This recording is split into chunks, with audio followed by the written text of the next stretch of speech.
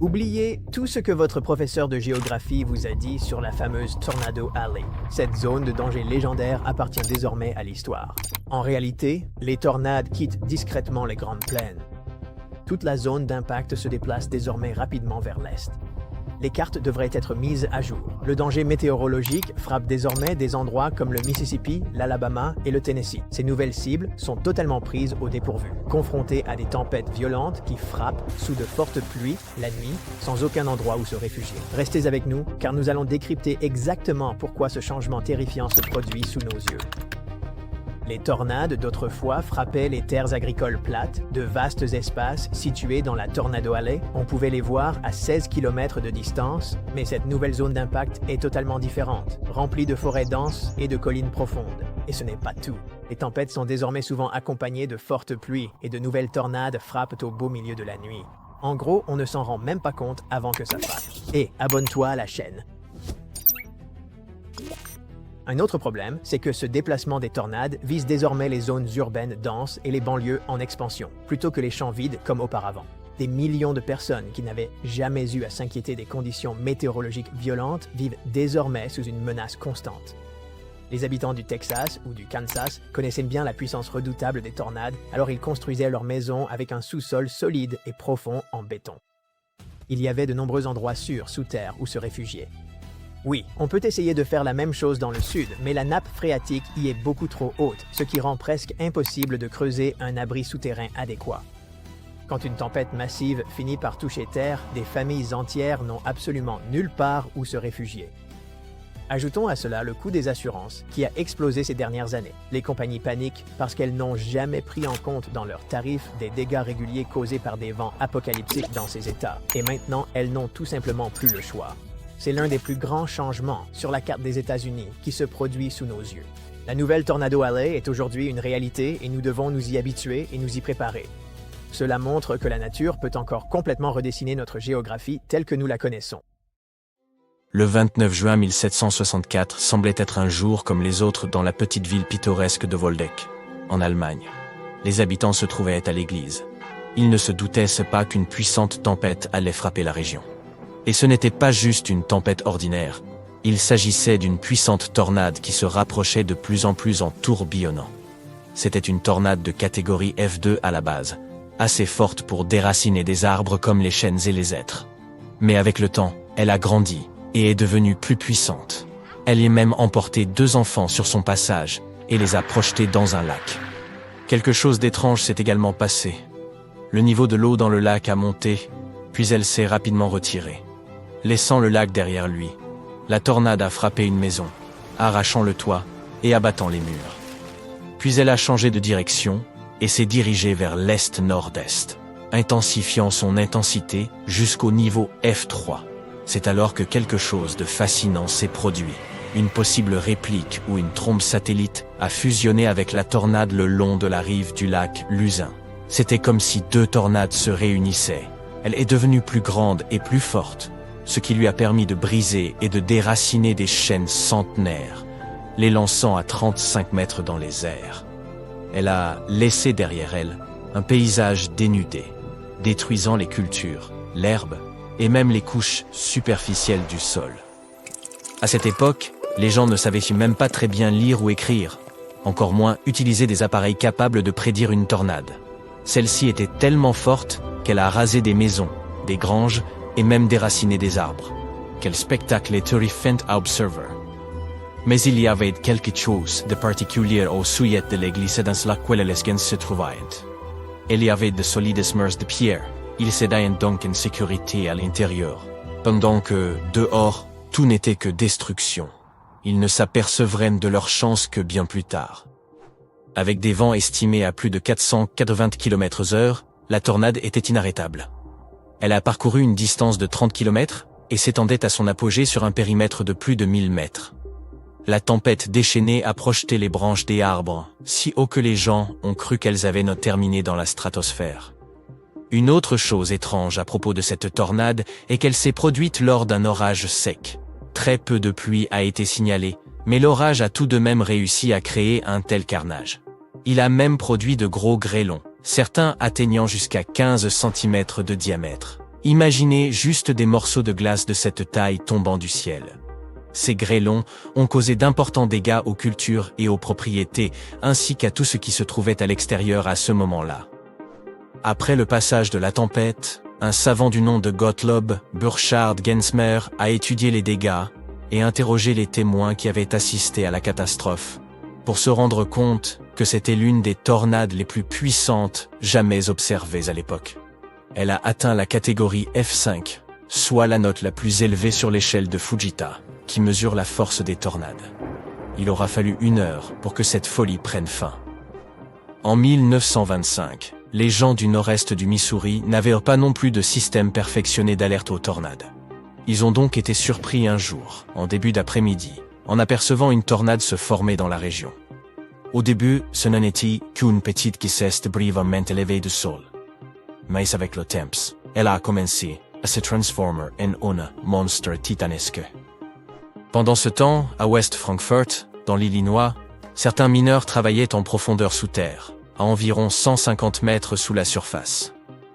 Soudain, le courant a été coupé et ils ont su que quelque chose n'allait pas. Ils ont rapidement commencé à remonter hors du puits pour atteindre la surface. Lorsqu'ils y sont finalement arrivés, ils ont été stupéfaits par les conséquences dévastatrices de cette énorme tornade. Et elle ne s'est même pas arrêtée là. Elle a continué à semer le chaos sur une très longue distance.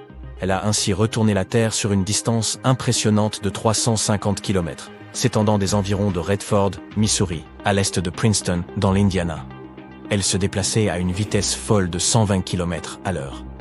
Dans la ville de Murphysboro, en Illinois, la monstrueuse tornade a anéanti une centaine de pâtés de maisons, et 70 autres ont été ravagés par un incendie. Dans une autre ville, Griffin, en Indiana, il ne restait plus un seul bâtiment debout.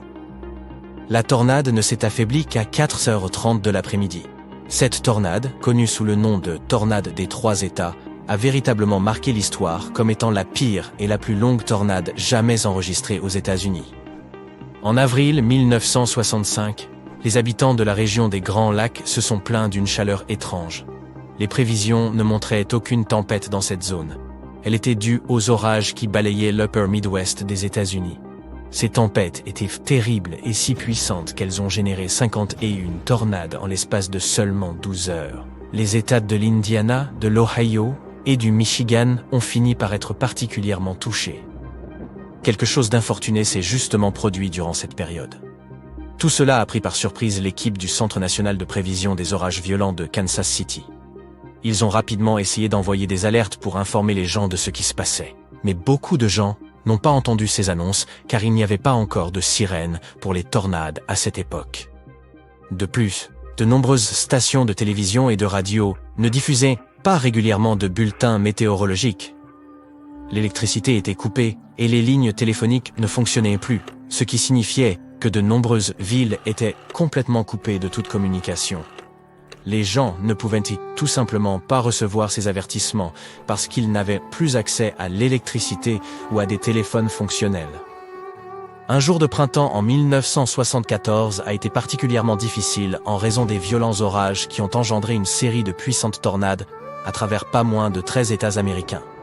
Ces tornades ont duré 16 heures et varièrent de la plus faible, F0, à la plus puissante et destructrice, soit une catégorie F5.